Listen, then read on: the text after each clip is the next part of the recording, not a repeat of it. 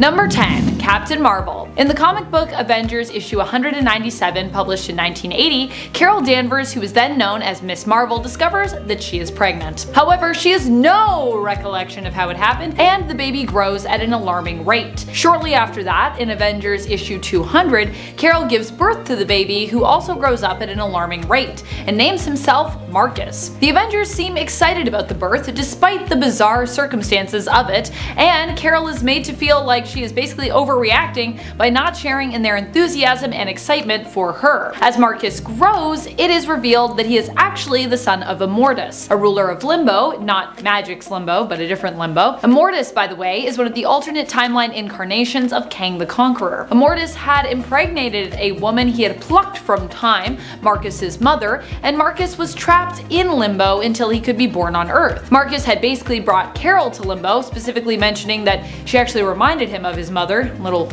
weird, and used charm and his father's subtle manipulation devices and methods to impregnate her so that he could be born on Earth. Yikes. In the end, despite the large piles of red flags, many piles of red flags everywhere, Carol decides randomly that she actually feels empathy for Marcus, not knowing whether this is coming from herself or actually from his influence over her, and her friends and colleagues, her family, the Avengers, just basically smile and wave goodbye as she rides off into the sunset with the man who she is most definitely a victim of. Her lover turned son turned sort of love once more, Marcus Immortus. Oh boy. And friends, before we move on to our next spot on this list, if you love what we do here at Top 10 Nerd, and if you love when we talk about some of the more questionable things that have been done in comics, be sure to let us know by clicking that subscribe button. Number 9. Photon. While Monica Rambeau may finally be seeing some appreciation in the comics today, this wasn't always the case. I would say she started off with a bang in the comics, but then shortly after was kind of shafted multiple times over. Needless to say, she did recently get a 5-issue mini written by Eve Ewing, no relation to Al Ewing by the way, which I am super excited to read, but I personally think Monica deserves a whole ongoing series all her own. That's how awesome and powerful she is. Number 8. Magik. Illyana Rasputin, aka Magik, is the younger sister of Colossus, and she's got a pretty long list of abilities. She's able to teleport, she can levitate, she has the power of necromancy, she can absorb souls, she's a master swordsman, she possesses a soul sword, and she can astral project. She's got a large skill set, as you can tell. Illyana was trapped in Limbo after being kidnapped by Belasco. During her time in Limbo, this dimension's version of Storm taught Illyana how to use spells and magic, and the cat is the one who taught her how to be a master swordsman that she is today. She also learned dark magic from Chthon, and he's like one of the most powerful demons in the Marvel Universe, so you know she got a good education from him. In a way. At one point, Illyana was even able to extract a piece of her soul to create the Soul Sword, and she used this to take over Limbo. She then returned to Earth and later learned that she was able to cover her body in Eldritch armor when she summons the Soul Sword. So not only is she a powerful sorcerer, but she also has magical armor to boot. Number 7. Selene. Selene is known for being a powerful energy vampire and is something we don't really talk often enough about on this channel. She was originally known in the comics for being the Black Queen of the Hellfire Club and is an ancient immortal. So how does she stay looking so young? By feeding on the psychic energy of others. But Selene isn't just a vampire, she is also known for her telepathic and telekinetic skills. She has also been shown to demonstrate other powers over the years, like pyrokinesis, and has dabbled in magic as well. Not only that, but the energy she consumes can also be used to reinforce her physical strength and speed. Number 6. Hope Summers. Basically, Hope Summers is Mutant Jesus. Hope was the first mutant born after the Decimation, the event where Scarlet Witch wiped out all but 198 mutants. When Hope was born, there was a hunt for her. Some believed that she was the mutant messiah, and others believed that she was some sort of antichrist. It was discovered that Hope had the ability to enhance, activate, and mimic the powers of others, and these powers came in handy when she was trusted with the task of going to look for other mutants that they called lights. When finding these other mutants, Hope was able to calm them, stabilize their powers, and even awaken their abilities. On top of all this, It was also revealed that Hope was the new Phoenix, but this force was so unstable and unpredictable, Hope and Scarlet Witch joined forces, said no more Phoenix, and the Phoenix Force just dispersed around the world, giving birth to new mutants and restoring the mutant population. So not only is Hope able to influence the X genes of the lights, she was also strong enough to become the new host of the Phoenix Force and then have the power to disperse it around the globe. She's OP. That's just my take on it. She's OP. Number 5, Emma Frost. On the flip side of the coin from Selene, who we talked about earlier, we have Emma Frost, the White Queen. Emma is also known for being a very powerful telepath, and while she might not be as versatile as Selene, she doesn't need to feed on psychic energy like Selene does. Emma Frost is often referred to as the White Queen from her time as being a part of the Hellfire Club as well. She was the White Queen. See what I'm saying? Emma started out originally as a villain in the comics but didn't stay one for long, eventually reforming and even joining the X-Men team. She's an adept teacher and leader in addition to her powers. She's not only an immensely skilled telepath, but also possesses her diamond form, which makes her almost indestructible in battle. Almost. Number 4, Rogue. Rogue is the adopted daughter of Mystique, so you already know that if Mystique likes her, there's gotta be something special about her. We covered this in our last collab together, but Mystique isn't really the best mom, so for her to willingly take on the responsibility of being a mom, it's gotta be for a good reason. She's given away too many kids already. Rogue is another super powerful mutant. She has the ability to absorb the life force's abilities, personality, and other physical characteristics of others through touch.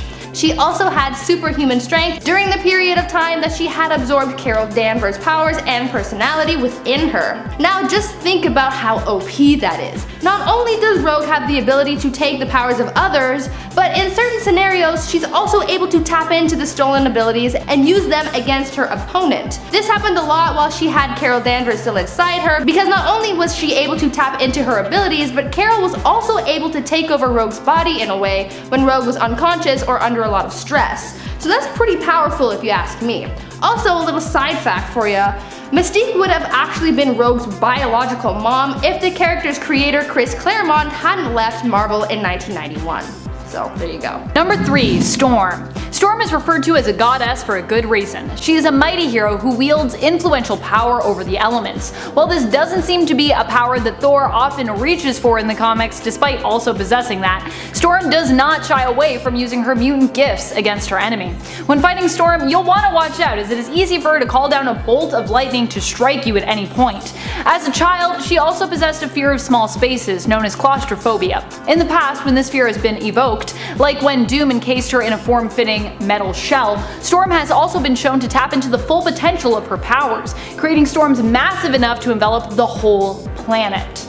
Number 2, Rachel Summers. One of the most powerful and often underrated mutants of all is Rachel Summers. Rachel is the daughter of Scott Summers and Jean Grey from an alternate timeline. She was born with a small part of the Phoenix within her. Instead of her mother perishing after the X-Men's clash with the Shi'ar, Jean lived and married Scott. Together they had Rachel, and because this version of Jean was still bonded with the Phoenix Force at the time, a part of the cosmic entity lives on in Rachel. Aside from her connection to the Phoenix Force, which grants her awesome powers, enhancing both her telekinetic and telepathic powers as well, Rachel also possesses the ability of time manipulation. Her time manipulation powers are complex and can be useful in a variety of ways, such as when we see her use them in 2020's X-Factor in issue 1, to chrono-skip through the time of an object belonging to Northstar's sister, Aurora, in order to track her down and investigate her death. Number 1, Jean Grey.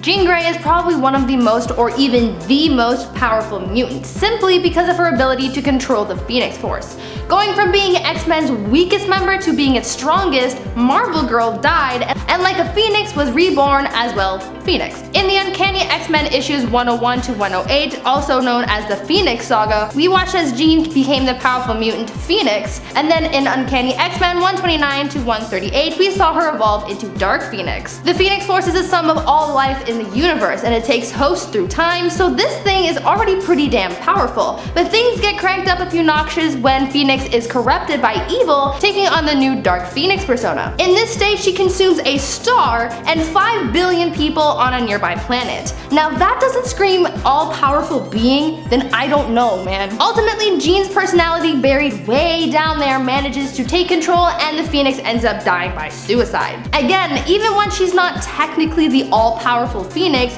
Jean's personality was strong enough to sort of take down the Phoenix from the inside.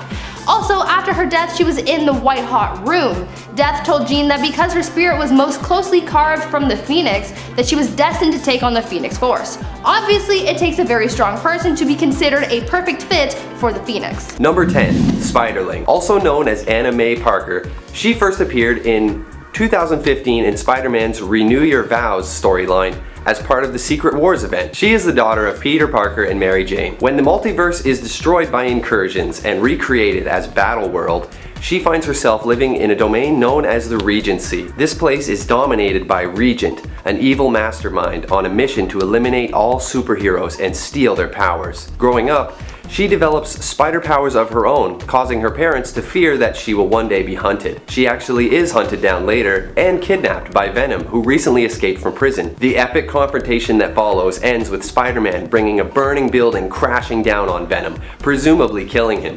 Ooh, ooh, Daddy Spider-Man is protective. Later in life, Anna confronts the villain Mole Man on her own while her parents are busy arguing about their daughter being a superhero. The Parker trio goes on to defeat the villain together, and Peter names her Spiderling. She has the same sense of responsibility as Peter, but with Mary Jane's headstrong attitude. Number 9. Spider-Girl. First appearing in one of Marvel's What If storylines, number 7, in 1978. Betty Brant was a newly hired employee at the Daily Bugle. Attending a scientific demonstration with her colleagues, she winds up in the same lab Peter Parker is visiting with his classmates. A radioactive spider drops down and lands on Betty's hand, resulting in her being bit instead of Peter. Concerned for Betty, Peter convinces Jameson to let her take the day off, and he invites her out to dinner. Later, the two of them discover Betty has developed spider powers, and Pete inspires her to take up crime fighting so he can take some pictures and sell them to the Bugle.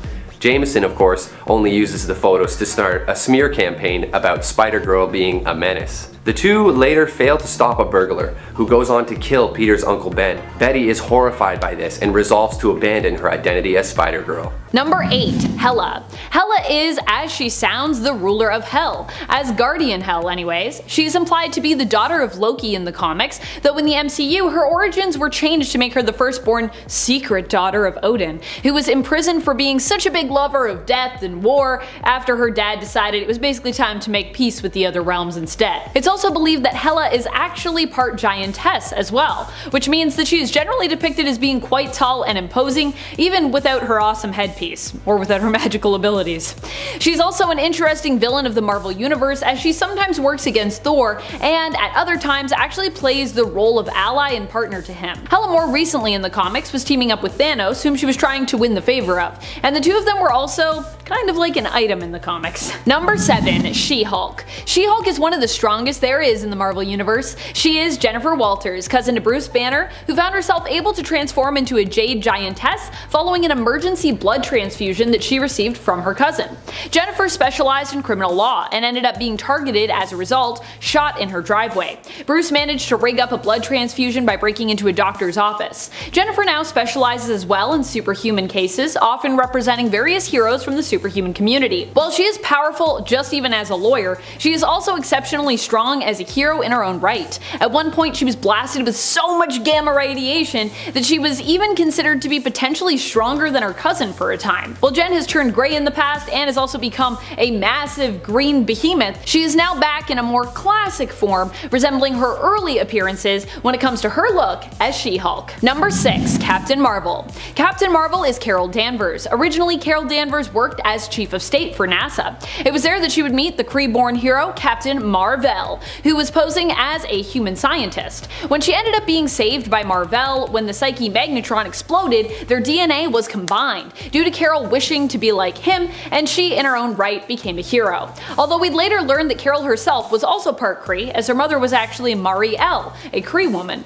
In fact, Carol even has a Kree half-sister, L'Oreal. Carol would become Miss Marvel, a hero with super strength, durability, the ability to fly, capable of interstellar travel, and who had energy powers similar to Mar-Vell. Eventually, she would take up the name of Captain Marvel in honor of her deceased mentor, the hero Mar-Vell. Number 5. Spectrum. Spectrum is probably one of the most powerful female heroes that we have over at Marvel Comics. She served as a lieutenant in the New Orleans Harbor Patrol, and while on the job came into contact with an experimental and criminal device that left her forever changed. The exposure left her with superpowers that allowed her to change form into basically any type of energy, which is pretty insane.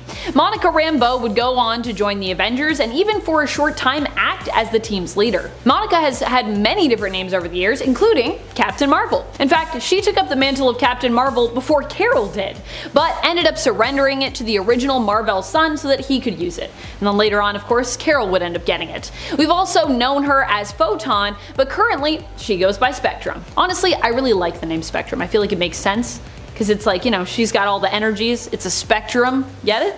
I like it. Number 4. Storm. Storm is one of the most powerful mutants around when it comes to the world of the X-Men. She is considered an Omega level mutant, which means that of those with a similar power set, she is considered the most skilled, capable, and powerful.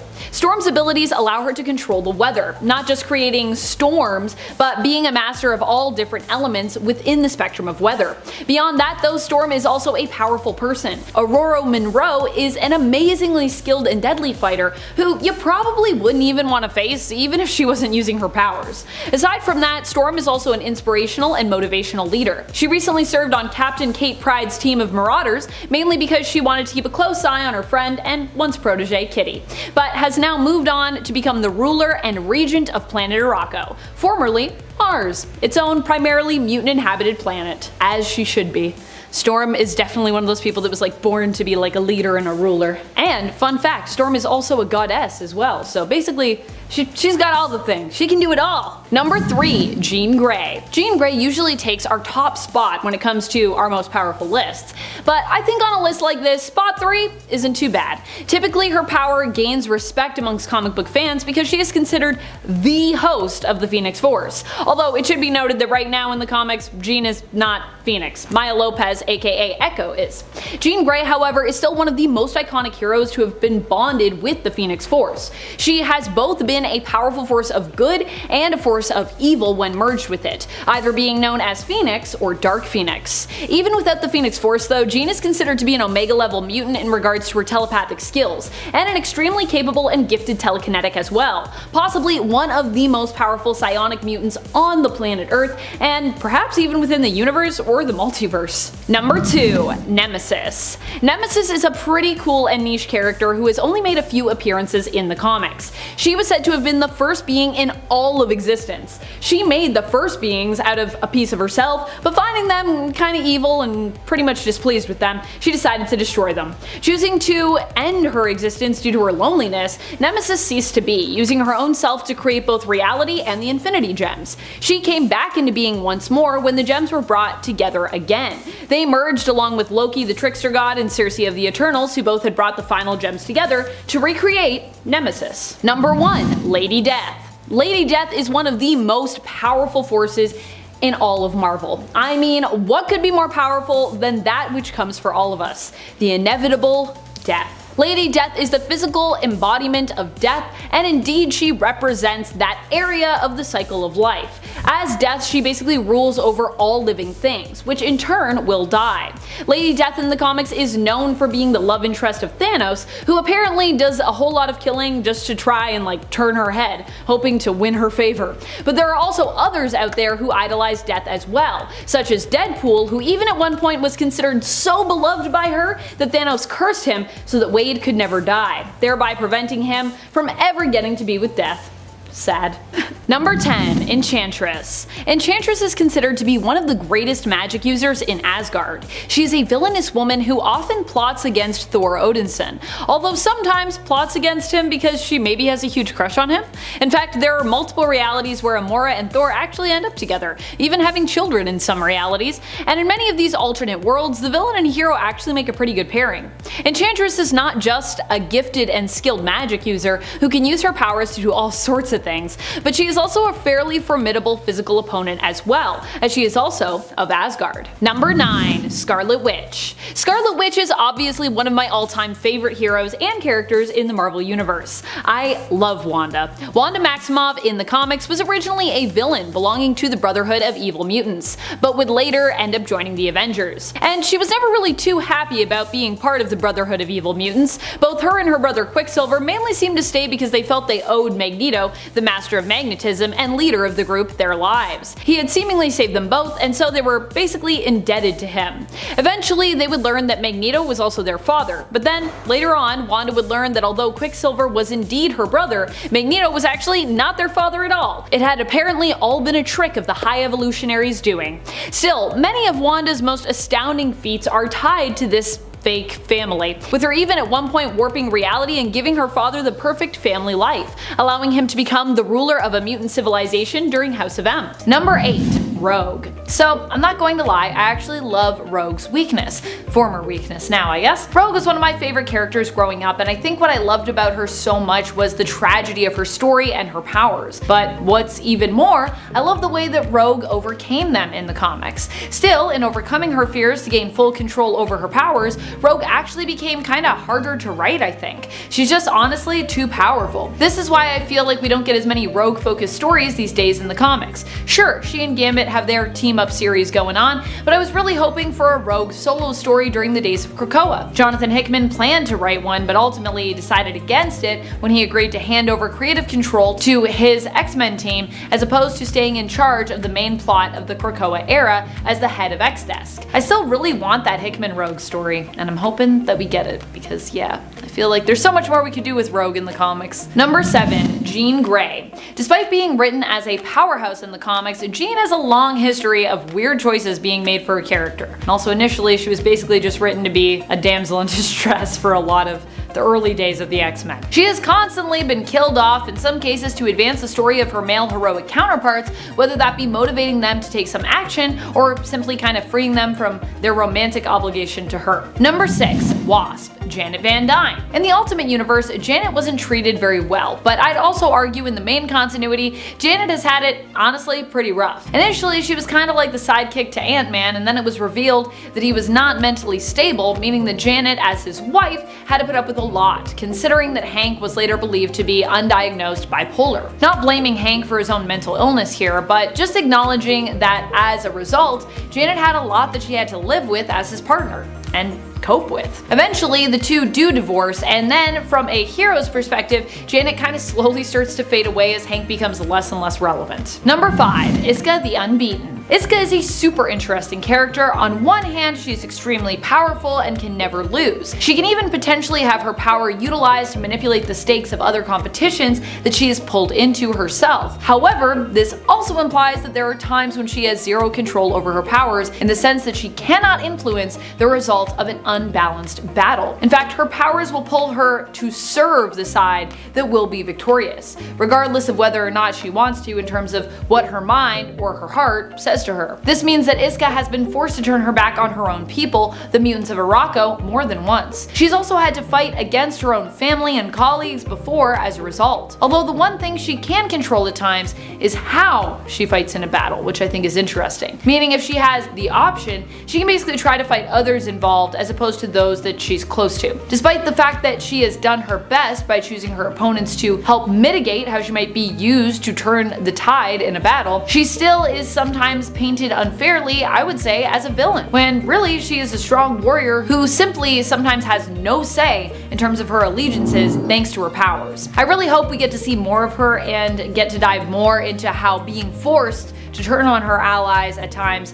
has truly, probably deeply affected her. Number 4. Wasp. Nadia Van Dyne. Janet even got replaced basically by her adoptive daughter, a younger version of the Wasp, Nadia Van Dyne, who was actually Hank's biological daughter from his previous marriage, who, well, he basically never knew existed. Nadia returned to the US after escaping the Russian Red Room, only to find out that Hank had actually died. She ended up bonding with Janet and ultimately taking up the Wasp mantle with her blessing, also taking her last name as well. I don't mind too much that Nadia is also now the Wasp. I just wish that Janet could also remain relevant while this was going on. In fact, despite Nadia also being a cool new character, I don't even think that she has stayed very relevant since her very recent introduction to the comic, which is unfortunate as well. Wasp is so cool, but yet we can't have any Wasps that are super important lately. Number 3, Madelyne Pryor. I'm sure many of you at this point know how I feel about Maddie, but for those who don't, Madelyne Pryor is basically the evil clone of Jean Grey, who initially wasn't evil at all. She's also been known before as the Goblin Queen. However, the fact that Maddie was always shafted and then eventually realized that the choices made in her life were manipulated and orchestrated into happening by Mr. Sinister prompted her to basically have a mental breakdown, honestly pretty reasonable, and turn on those who she had once called her allies and friends. That's when she ends up becoming the Goblin Queen. Number 2, Scarlet Witch.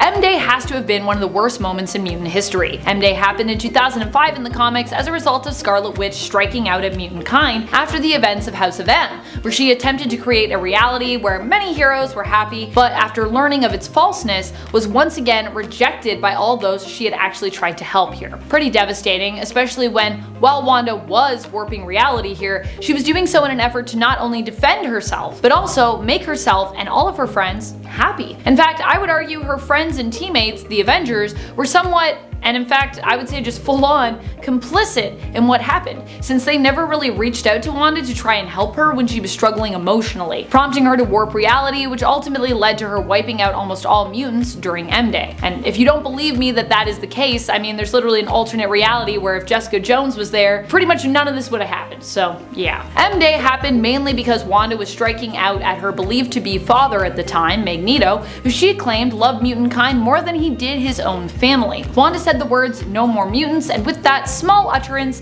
depowered or destroyed millions of mutants the world over, an action that would cement her as one of the greatest mutant villains in comics for years beyond, despite her long-standing history before this working as a hero. Number 1, Wasp Ultimates. Oh boy, probably the worst one, I would say. Pretty bad. Janet Van Dyne's death in the Ultimate Universe has to be, honestly, one of the worst things. First of all, we don't even show her enough respect to give her an on-panel death, as she drowns during the tidal wave in Ultimatum, one of the many poor victims who perished off-panel, despite, like many others, deserving an on-panel death. But really, when we're talking about those that deserved an on-panel death, Jan is really top tier. She's really high up there, especially considering Janet was actually the leader of the Ultimates at this point. So not only are we off to a bad start here, but then she also gets eaten by the Blob for some reason. It's also weird that they decided to make the Blob do this. I know he's a bad guy, I know he's a villain, but he isn't typically known to like be a cannibal anywhere else in the Marvel multiverse, pretty much ever. The Ultimate Universe had a weird and unhealthy obsession with cannibalism initially.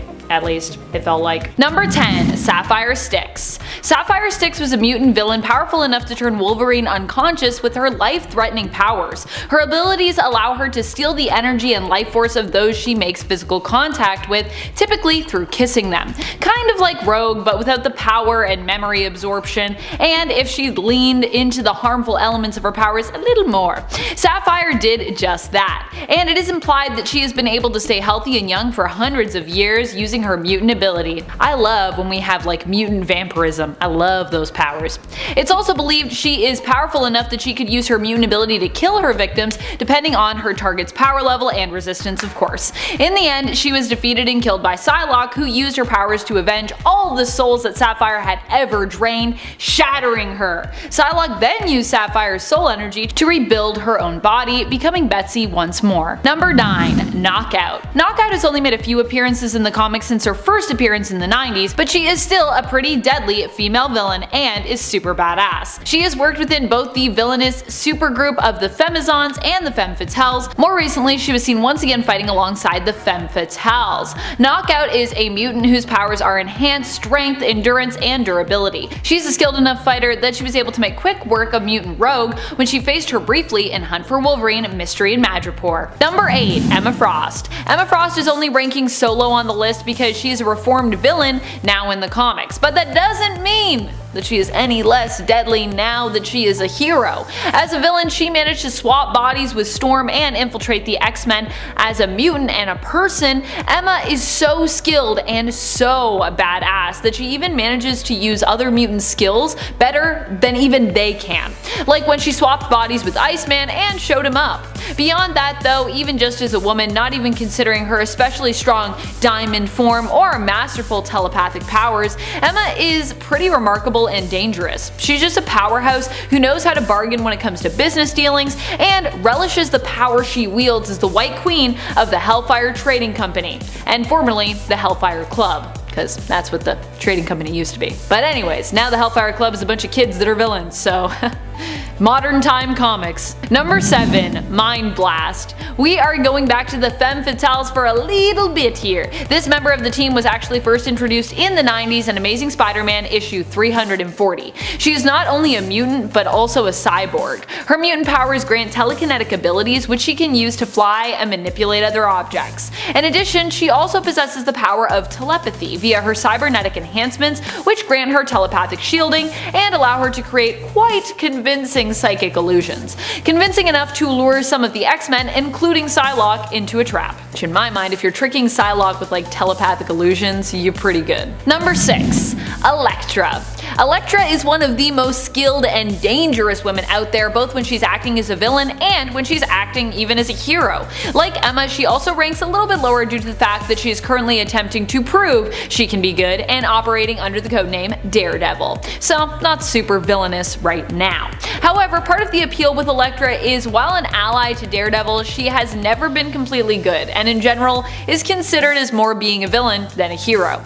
Initially, she didn't possess any powers but was an incredibly skilled fighter, assassin, and ninja. Since being resurrected by the Hand, however, she does have some powers. She can low-key possess other people's minds, using this to track down her targets. It's also been revealed that she has other mental and telepathic abilities and fighting techniques. Gotta love those mental fighting techniques. Mental screams. Ah!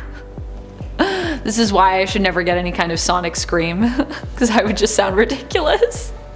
Not my mutant power. Okay. Number 5, Kandra. Kandra is part of the Externals and as such has spent a good amount of her comic book history being a pretty powerful villain. The Externals are immortals who can't be killed, except on the rare occasion when they can. Because comics. And because I mean, hey, every character has to have a weakness. For Externals, they can be killed by having another external kill them if their hearts are consumed by said foe. Kandra is an immensely powerful telekinetic who also possesses some telepathic abilities, but she is also just deadly because of how ruthless she is and because of all of her connections, because she's so old. She not only is powerful in her own right, but also holds sway over other powerful mutants and allies. By the way, Externals are different from Eternals, in case you were wondering, though both are godlike but in different ways. And both are from Marvel, which is confusing.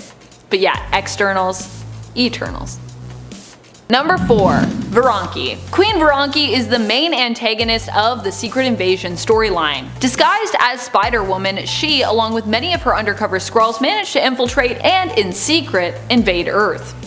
Hence the name of the story, Secret Invasion. Veranke is less about killing and more about conquering, but usually when it comes to conquering a planet, you're probably gonna have to break a few eggs. And when I say break a few eggs, I mean kill a few humans. As a Skrull, Veranke is capable of shapeshifting. She also can employ a special Skrull ritual in order to grant herself the memories and powers of those she is impersonating. And of course, as a queen, she also has armies at her beck and call. Or she did, until she was ultimately defeated and killed by one of the most evil characters in Marvel Comics and one of the most deadliest male villains, Norman Osborn. Also, where's my deadly male villain list? Number 3, Madelyne Pryor. Also known as the Goblin Queen. Madelyne Pryor was a pilot in Alaska who won Scott Summers' heart in part because, well, she looked exactly like his thought dead ex-teammate and lover, Jean Grey. Nothing gets someone going like being like, wait, you look like someone that just died that I was in love with.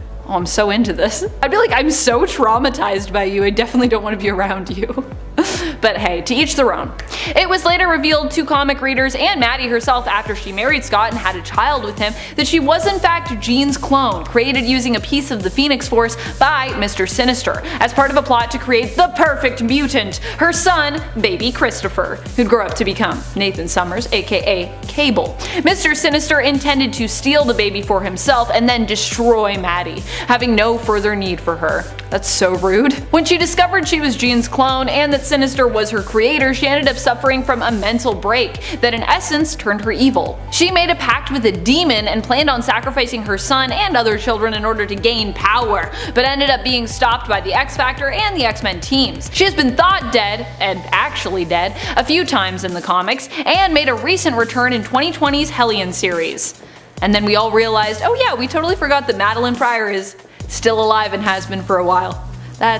I'm sorry. I feel bad for her. She returned as a villain once more, and after her return was shortly thereafter defeated and is now presumed dead. But only time will tell if that remains true. Number 2. Harpy. And more specifically, Red Harpy, as you may have noticed from our thumbnail for this video. Harpy is basically the evil version of Betty Ross, Bruce Banner's love interest and ex-wife. Harpy came into being when MODOK used gamma radiation to transform her into a winged monster, who would make a pretty fitting opponent for the Hulk. Her exposure to gamma radiation not only made her the amazingly strong green monster known as the Harpy, but also drove Betty insane, making it easy for MODOK to manipulate her and use her to do his bidding. After becoming Red She-Hulk, we'd later also see an even more horrific version of Harpy when Betty returned as the immortal Red Harpy. Harpy in general is considered to be one of the strongest villains around and is strong enough to take on the Hulk face to face in a fight. One-on-one. She can also heal, fly, and possesses razor-sharp claws and talons. Number 1. Saturnine. That's Magistrix Opal Luna Saturnine to you. Also known as the White Witch, Saturnine is likely one of the most deadly villains on this list, considering just how powerful she is, and just how unpredictable she is. Of course, you still have a chance of getting past her if she happens to be in a particularly good mood. The thing about Saturnine is that she isn't outright evil. She's more of an all-powerful character who becomes a powerful villain simply because she wants to have fun, or because she wants something that others refuse to grant her. She can be both a powerful ally and a powerful enemy, but you definitely do not want her as an enemy. Trust me. Saturnine is a deadly magic user who comes armed with the magic of Otherworld, and as the Omniversal Guardian and Magistrix is basically god level when it comes to the mischief that she is capable of. Number 10. Lady Spider. Lady Spider is an alternate version of Spider-Man who hails from the Earth of 803. She was first introduced in Spider-Verse issue number 1 from 2014. Earth 803 is similar to our own history's turn of the century or Victorian period. Here, May Riley, aka Lady Spider, was the daughter of an accomplished inventor with a passion for various animals and insects. After her father's death, May decided to become a hero and created for herself a mechanical suit and web shooters, taking up the mantle of Lady Spider. She does not have any powers, but is considered to be a spider totem and is able to fight against villains on her Earth using her suit and her equipment. I also just love her overall look, it's so cool. Number 9. Spider Bite. Spider Bite comes to us from A Vault of Spiders issue number 1 from 2018. Her real name is Margot and she takes up the hero persona of Spider Bite in secret while immersed in cyberspace, a virtual reality world that humans, I assume in the future, frequent on a regular basis. It's like the internet, but if you could walk around in it and actually, like tap into it, experiencing it with a virtual avatar that is meant to represent you as opposed to just surfing it on your computer. It kind of reminds me of that episode of Adventure Time where they find that island full of people who are basically fed through tubes and plugged into a virtual reality Matrix-like world where they live out their day-to-day through virtual avatars that they can customize. I don't know if you've seen that episode, but it's pretty cool. It's pretty trippy. We haven't seen much of Spider Bite yet in the comics, with her only appearing in 2 issues, but I really do hope we get to see more of her and her alternate futuristic world of Earth 22191. Number 8. Lady Mastermind. We could talk about both for this point, but I've decided to focus on Reagan Wingard, who popped up in Dawn of X, as opposed to Martinique, who is also the daughter of Jason Wingard, aka Mastermind. Mastermind OG. Even when it seems like Reagan has not been strong enough when it comes to her mutant powers to achieve the desired effect on her victims, she has proven skilled and resourceful enough to find a way to push through any mental blocks or willpower that those she targets possess. Her mutant powers allow her to create realistic illusions that in fact can even trick your body into responding to them as if they were real, meaning that her illusions can actually kill you. Yikes. Unlike her father, her powers also do not require her full and devout concentration to work. Lady Mastermind's illusions will persevere even if she goes unconscious, which is pretty powerful. She's basically like way more powerful than her dad. And before we move on to our next spot, time for the most YouTube of moments where I ask you to kindly click that like.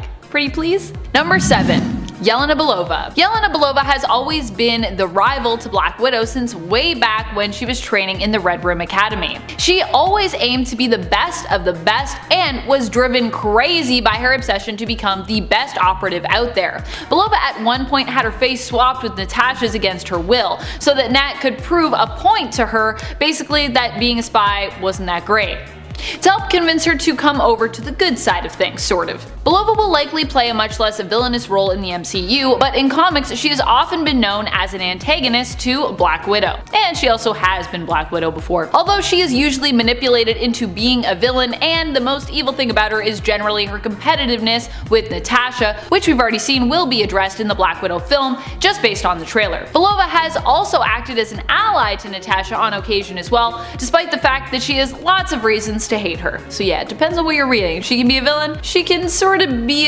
not really a hero, but an ally. She can be a hero in her own way. Number 6. Lady Bullseye. Maki Matsumoto is known for being one of the fastest fighters around. She is both believed to be faster than the Kingpin and Bullseye, who inspired her to become a killer under the same mantle, and Bullseye, who in fact inspired her to become a killer under that same mantle. She was saved by Bullseye when she was a little girl, who the Yakuza intended to sell for their own means. Bullseye, however, was tasked with wiping out those who would be responsible for her and many other victims' sale, and killed them before they could do so. Lady Bullseye is a skilled fighter, trained in wielding many different types of weapons, and proficient in many different kinds of martial arts. Oh, she also is apparently a lawyer, or at least understands law well enough to pose as one. She's both worked with Kingpin and successfully defeated him in combat, which I think is pretty impressive. Kingpin is not an easy person to defeat in a fight. Number 5. Titania. Titania is Mary McFerrin, a girl who was known for her small stature and often mocked for it when she was young, and aspired to become something greater than what she felt she was born into. After being offered powers by supervillain Dr. Doom, she was transformed into the powerhouse known as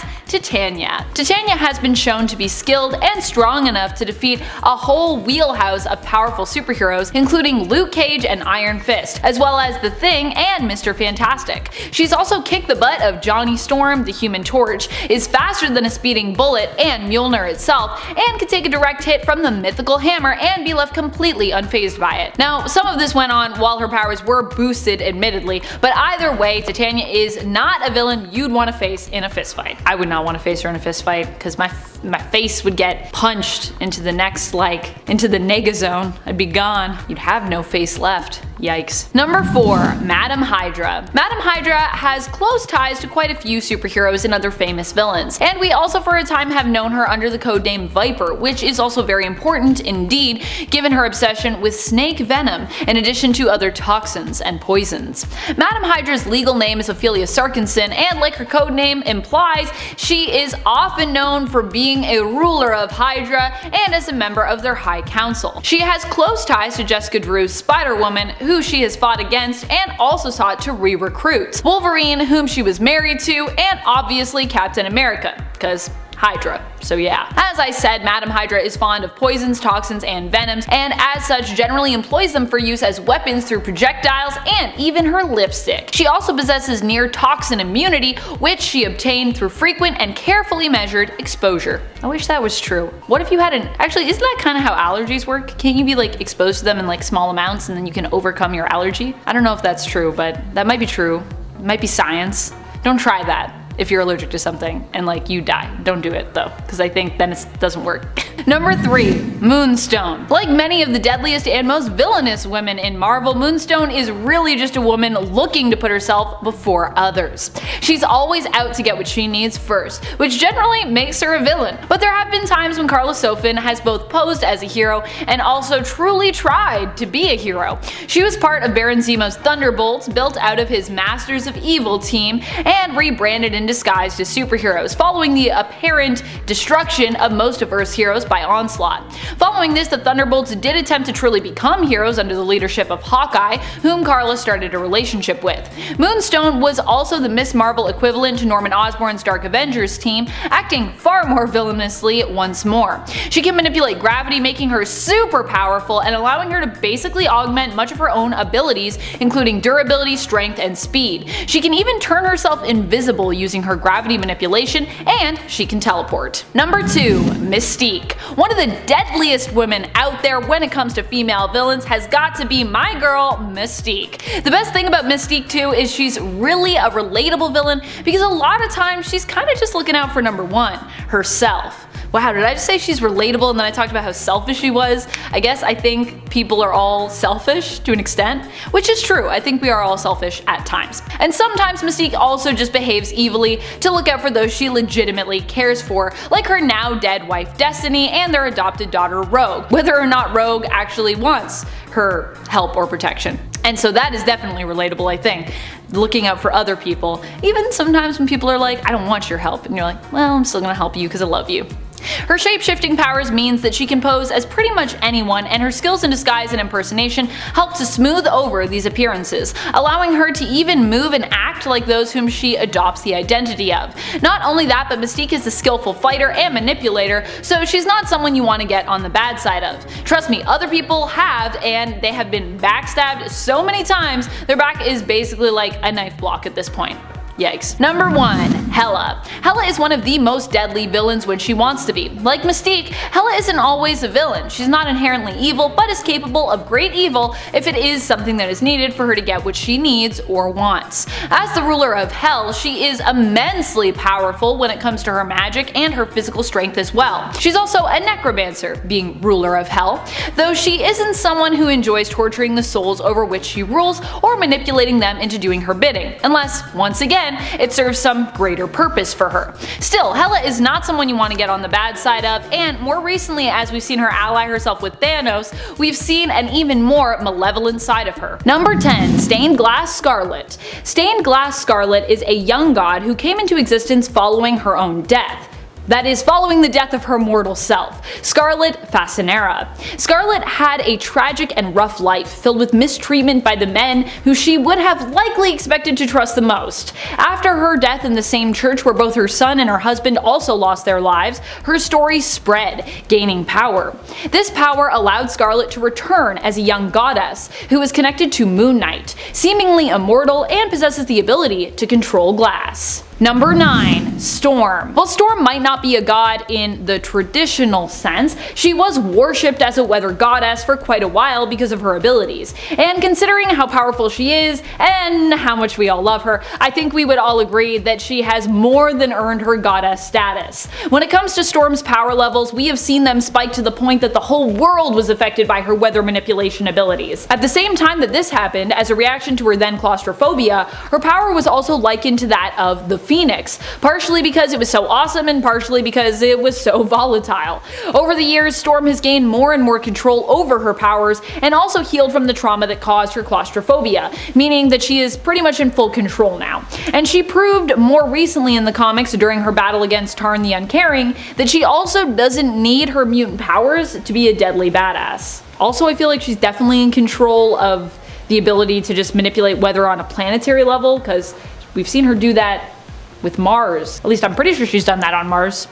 So yeah. there's also that. Number 8. Spider-Girl. Anya Corazon got her powers through a spider tattoo after she was considered a powerful potential candidate for the Spider Society by one of their sorcerers, Miguel. The Spider Society is a secret society that has existed since 1099 AD. They worship and often seek to protect spider totems, those who are fated to become superpowered spider-like beings. That's what a spider totem is. Ezekiel Sims also belongs to the Spider Society, for example. Miguel believed that Anya had what it took to become one of their hunters, warriors who fought against the Sisterhood of the Wasp. Anya ended up getting caught in the midst of a fight looking to protect a stranger who happened to be the sorcerer Miguel. To save her life and seeing her potential, he transferred some of his power to her, giving her that spider tattoo as well as spider-like powers along with it. Number 7. SP/DR, or as I like to say, Spider.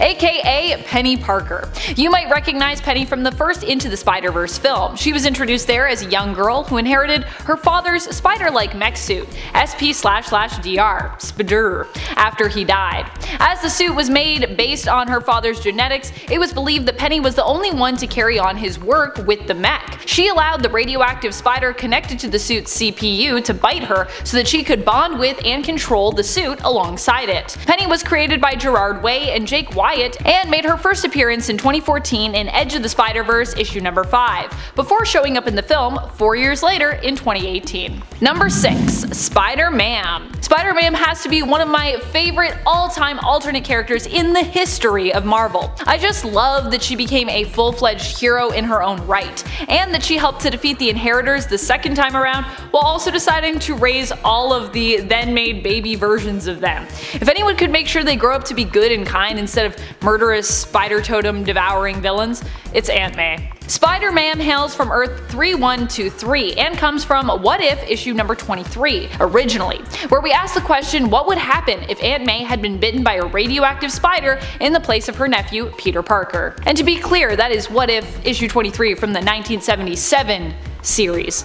Not 89, if you're looking for it. Number 5. Venom. Not that Venom from Earth 616, this Venom from Earth X, aka Earth 9997. This version of Venom and alternate spider person is May Parker, the daughter of Mary Jane Watson Parker and Peter Parker. There is much we do not know about May's origins, but we do know that in her youth she was trained likely by the hero Daredevil, aka her uncle Matt, in the use of her spider sense in combat. Her relationship with her father was made more complicated when Venom left its aged host, Eddie Brock, and sought out May to try and use her as a weapon of revenge against Peter Parker, still holding a grudge against Spider-Man for rejecting the symbiote years ago. Venom was like, I remember all these grudges, I don't let them go. Fortunately, May's willpower was so strong that she was able to bend the symbiote to her will, allowing her to take control of it and use it for her own heroic means, instead of it corrupting her. Number 4. Madam Web. Julia Carpenter has been known by a few different spider-centric names over the years when it comes to her heroics. Initially we knew her as Spider-Woman, but she would later take up the mantle of Arachne before becoming Madam Web,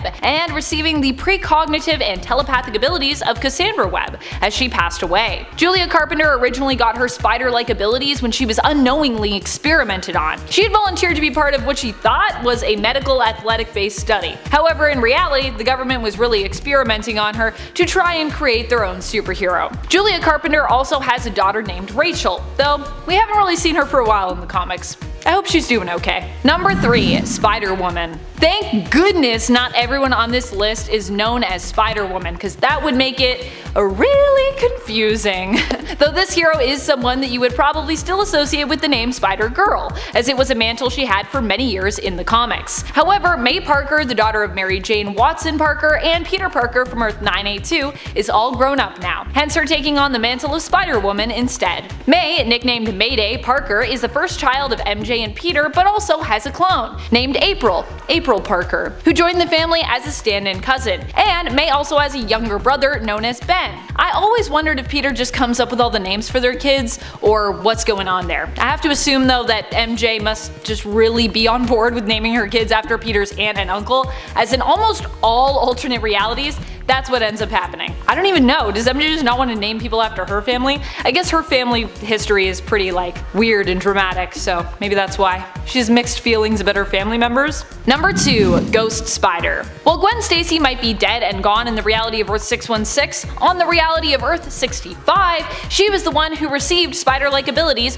while her good friend Peter Parker was the one to die, becoming the reluctant villain known as the Lizard before being killed. Peter had looked up to Spider-Woman as she was originally known when she first came on the scene. He wanted to be a hero like her, but instead ended up as a monstrous creature, oh no, becoming the Lizard after experimenting on himself. Gwen of Earth 65 has been known as Spider-Woman, Venom, Spider-Gwen, and more recently took up the mantle of Ghost Spider in the comics. Number 1. Spider-Woman. One of my all-time favorite spider heroes. And also yes, the second Spider-Woman on this list, but hey, a lot of people go under the mantle Spider-Woman, as I said. Jessica Drew has a super weird and kind of complicated story when it comes to her origins, especially as time has gone on and we've learned more about it. But I don't know if we consider it weirder than her original origins, which was that she was a woman who used to be a spider. That's a pretty weird story. I am gonna say it's almost at that level though, with there being secret plots seemingly behind all of what went on with her birth and her childhood, and her being experimented on as a child. However, when her origins was shifted initially to her being a sick child who was saved with a serum based off of spider DNA, it was a lot less twisty and bizarre. It was actually almost kinda nice. Ugh, I don't know though, it's pretty weird, still pretty weird. All of her origins are weird. Especially as she did still spend pretty much all of her childhood inside a stasis tube, in essence skipping all of those developmental stages and then emerging as a fully grown, naive, and superpowered adult later on in her life. Fully cured, but now having spider-like powers. Basically like a child who just fast forwarded to an adult, but then you didn't actually get to experience a childhood, so what would that be like? I feel like you'd be kinda messed up from that. Jessica has been a member of the Avengers, a pal of Wolverine's, and has fought alongside her fellow spider alternates from the Spider-Verse. All around, she's just a cool lady. And now it is time for an honorable mention! Someone who wasn't on this list, but in a weird way is also a female Spider-Man alternate, is everyone's favorite actress, redhead, and Spider-Man confidant, Mary Jane Watson. Mary Jane is not a permanent spider hero in the reality of Earth 616, but she has fought by Peter's side before in his Iron Spider suit, and on the Earth of 18119 as the spider-themed hero, Spinneret. There she fights alongside her family full-time pretty much, including her husband Peter Parker aka Spider-Man and their daughter Annie Parker aka Spider-Ling. I'm a sucker for a good family of heroes. Number 10. Dust. To me, Dust is almost the physical embodiment of the Thanos snap, you know? Anyway, Sora Kadir aka Dust is a mutant whose abilities allow her to transform her body into, well, dust. She was born in Afghanistan and was sold into slavery. She displayed her powers when a slave trader tried to remove her kneecap and she flayed him alive. Yes, she flayed him alive. Once the X-Men got knowledge of Soraya and her abilities, they went looking for her and brought her back to the academy. Since Dust is a sand morph, she is able to reform her body into a humanoid or some sort of sand form. In this form, she's most resistant to injury and she's difficult to detect telepathically. In this sandstorm form, she's able to hurt her enemies by scouring the flesh from their bones, as well as being able to enter their lungs, hurting their opponents from the inside. Number 9. Kitty Pryde. Kitty Pryde's powers are some of the most useful ones around. She can phase through almost anything and as such can travel into some of the most secure locations in the world without any trouble. Not only that, but she can use her phasing abilities in a fight to become completely untouchable, phasing through her opponents or even making her opponents phase momentarily only to become solid once again with something now lodged inside them. Kitty also received a power upgrade from an artifact known as the Black Vortex, which granted her more control over her powers while also increasing their strength to an extent. Number 8. Penny Parker. You might recognize her from the Spider-Verse film, but Penny actually made her debut in 2014 in Marvel's Edge of the Spider-Verse number 5. When she was 9 years old, her father died, the original pilot of the 900-pound spider suit. She learns from her Uncle Ben and Aunt May that she's the only one who can take his place, and allows herself to be bitten by the radioactive spider that powers half of the suit's CPU. 5 years later, Mysterio begins infecting the people of New York with a hallucinogenic gas, and it's Penny who shows up and dispatches him, later working alongside Daredevil. She also later joins the Spider Army, recruited by Peter Porker and Old Man Spider on a subway ride home. Penny is Japanese and a vegetarian. Her superpowered suit pays homage to classic mecha anime, and some of her classmates' names are actually references to popular shows. Number 7. Spider-Woman. First appearing in Marvel's Spotlight number 32 in 1977, Jessica Drew grew up in a small cottage with her father, Jonathan Drew. John found uranium in large amounts on the property and went on to build a research facility, performing controversial studies in genetics and cell regeneration. Eventually, little Jessica becomes poisoned from the constant uranium exposure, and John injects her with an untested serum made with the blood of several uncommon species of spiders, and you'll never guess what kind of powers she gets. He seals her in a genetic accelerator while she undergoes a transformation, and she stays in stasis for decades, her aging greatly slowed. Now, as a fully grown woman with hardly any life experience, she wastes no time getting into trouble. Her first romance ends in tragedy when she accidentally kills her boyfriend, and later is manipulated by Mentalo into joining Hydra. Hoping to mold her into an assassin, sends her off to assassinate Nick Fury. She refuses and fights back against her masters, eventually escaping and starting a new life as a friendly neighborhood bounty hunter, Spider-Woman. She later finds herself dubbed the Dark Angel of San Francisco, swinging around the city and solving crimes just like the real Spidey. Number 6. Spider-Gwen. Raised by George Stacy alone after her mother died, her free spirit and creativity often clashed with her father's rigid attitude. She became friends with Peter Parker and formed a band with her classmates known as the Mary Janes. After being bitten by a genetically engineered spider, she gained spider powers and became known as Spider-Woman.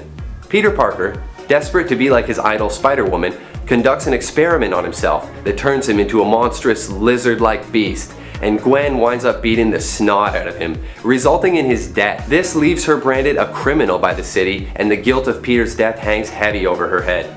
She doubles her efforts to fight crime, eventually having her identity uncovered by her father.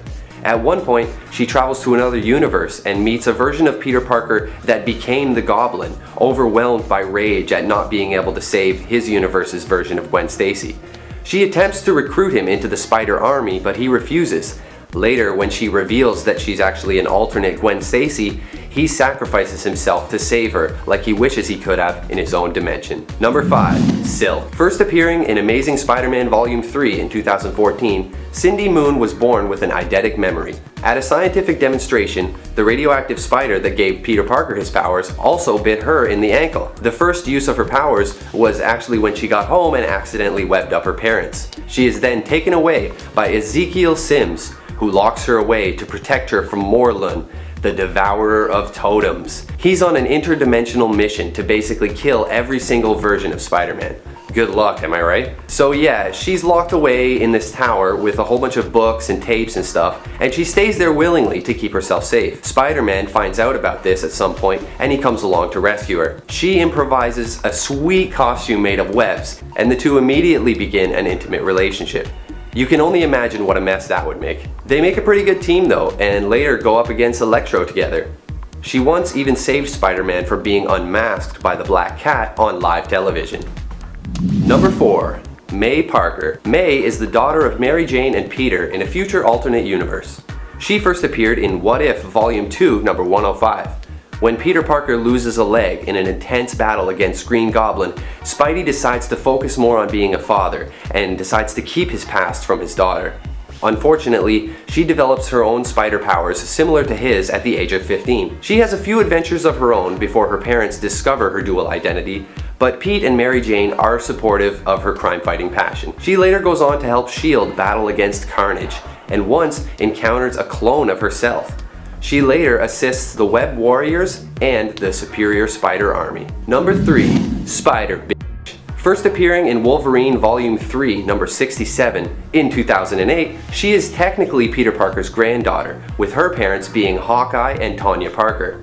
She's super badass, and I love her costume. She is from a future alternate reality where Kingpin rules over Hammer Falls, a future version of Las Vegas. She gathers up a team of heroes and attempts to take control of the area, but ends up being captured by Kingpin and set to be executed. Her father, Hawkeye, helps her to break free and is shocked when she ends up killing Kingpin in her rage and then attempts to kill Papa Hawkeye as well. She eventually embraces her legacy and becomes Spider-Girl, later recruited by Superior Spider-Man into the Spider Army. She ultimately survives in the end and returns to her home dimension. Number 2. Lady Spider. Appearing in Spider-Verse number 1 in 2014, May Riley's father kept numerous animals in his study, including a spider.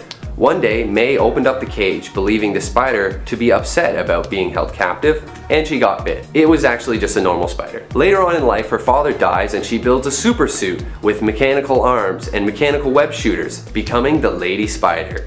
She has 3 university degrees and is the only female student in her field.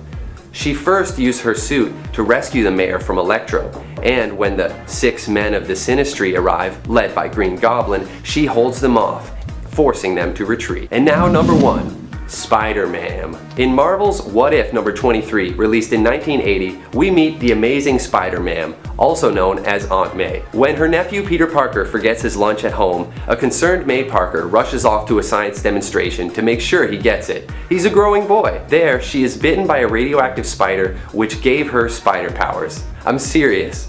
May first uses her power to earn some money for her family doing stunts, but later defeats the villain Leapfrog and becomes a real crime fighter. When the Master Weaver Karn shows up in her universe on his relentless hunt to kill anyone who possesses spider powers, she heroically surrenders herself to save her family.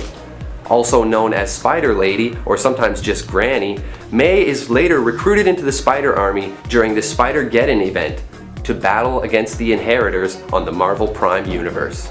In the end, the evil Inheritors are defeated by transferring their consciousness into infant human babies, which May actually adopts and takes back to her universe. Truly your friendly neighborhood aunt. Number 10. Black Cat. Black Cat is only rounding out the bottom of this list because she is so ever-changing when it comes to her alignment and so much more complicated of a character to be considered either a hero or a villain, really. But she definitely is a very capable and dangerous criminal, when she needs to be, or when she wants to be, which is why she still makes the cut. When it comes to going up against Black Cat, odds are good you probably don't want to. In fact, she might not even be someone you want as an ally, considering that Black Cat could in fact be ready to double cross you at a moment's notice. Felicia Hardy is definitely one of the most dangerous thieves around when it comes to Marvel Comics, making her one of the publisher's most deadly, sometimes villain. Number 9. Bloodlust. Bloodlust was one of the villainesses that ended up joining the Femme Fatales. The Femme Fatales were an all-female supervillain group who were for a time working alongside Superior's Femizons in a plot to take over the world. She would end up being a mutant who lost her powers on M-Day, but when she did have them, they were very similar to Wolverine and X-23's. Bloodlust, whose real name is Beata Dubiel, actually predates X-23 in terms of her first appearance. Pretty cool facts. She first appeared in the comics in Marvel Comics Presents in 1990.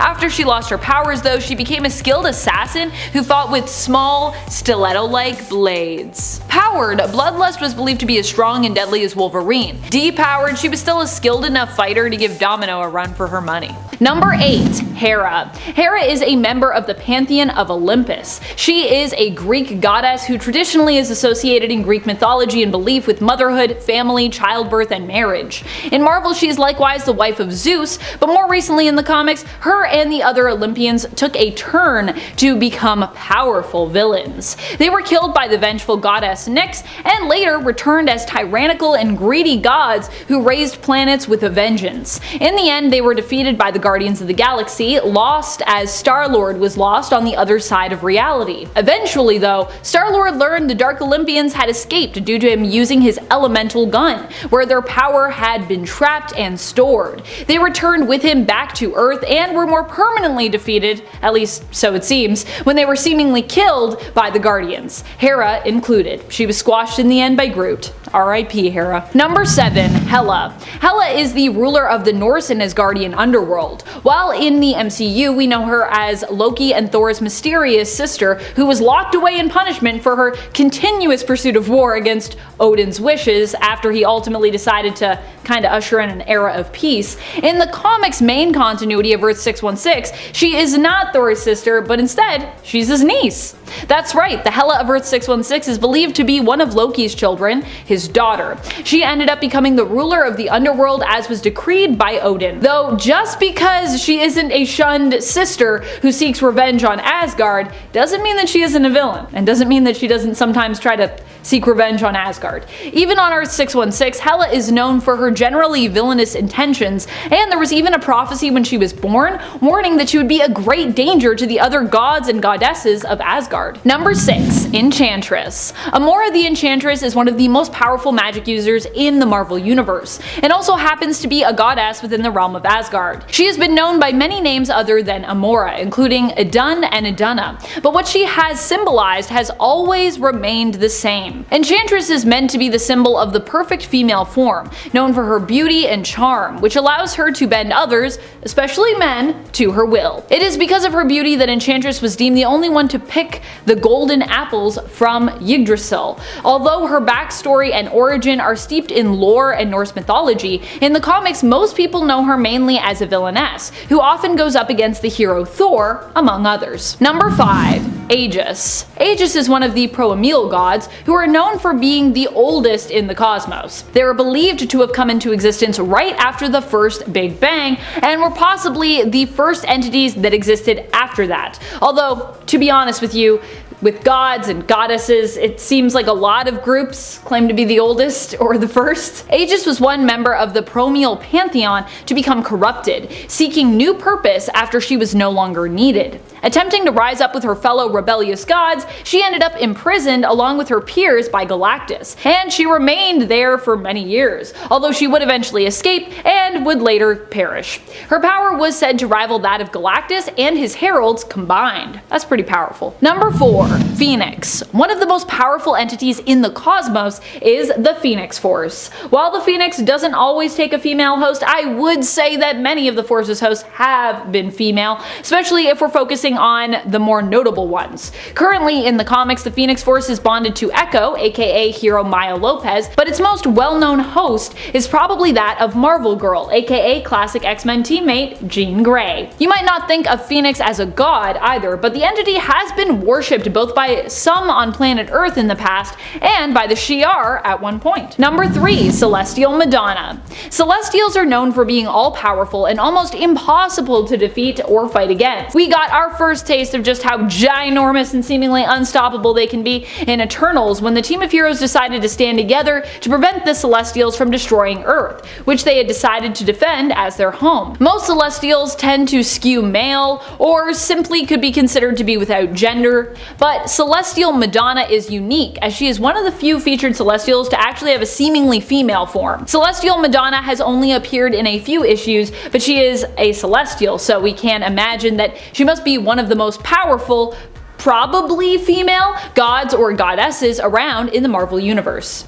Cause Celestials. Number 2. Gaia. Gaia is literally known as Mother Earth in the Marvel Universe. She made her first appearance back in the 1970s in the 1974 series of Doctor Strange, in issue number 6. Back then she was introduced as Mother Nature, but would later become known as Gaia. Gaia is believed to be one of the oldest goddesses on the planet Earth and is related to the god of chaos, Chthon, who is also known for his ties to Avengers Scarlet Witch in the comics. Gaia belongs to the family of elder gods, and like many on this list, is going to be kind of hard to rank because she's pretty much maxed in almost all stats, considering that she is an extremely ancient being and entity. Basically, I feel like with this list, it's really hard to put them in any order because you're like, I mean, they're all pretty powerful. So yeah, you can let me know if you have a different order for the ones that I have here based on what you've read in the comics about them. Number 1. Death. Death is an entity we are familiar with in a few different forms, but for this point I'm going to be focusing on the version that Thanos is typically seen pining after, which is honestly typically the version we associate with Death when we're talking about her in the Marvel Universe. Sometimes referred to as Mistress Death, she made her first appearance in Marvel Mystery Comics issue number 21 back in the 1940s. So not only is she old and ancient in the world of the Marvel Universe, but also within Marvel Comics history as well.